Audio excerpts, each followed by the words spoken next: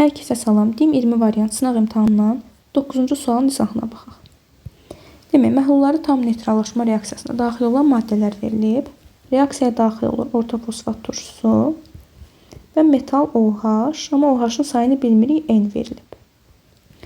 Reaksiyaya daxil olan orta fosfat turşusunun həcmi 200 ml-dir. Onu litrə çeviririk, yəni 1000-ə bölürük 0,2 litr. Qatılığı da 0,2-dir.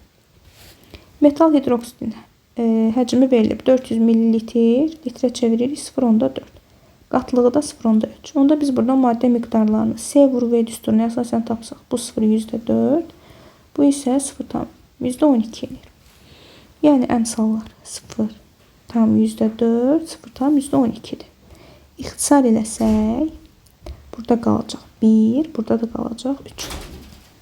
İndi bizə şərtdə tam neytrallaşma reaksiyası deyirsə, neytrallaşma zamanı OH sayı H sayına bərabər olmalıdır. İndi baxırıq, neçə dənə H var? 1 vur 3. Əmsalını indeksinə vururuq H-ın.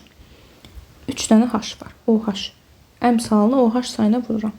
3-ü vururam N-ə, 3N. Bərabərləşdiririk neytrallaşmada, çünki H OH-a bərabərdir. Onda buradan da N bərabər olur 1-ə.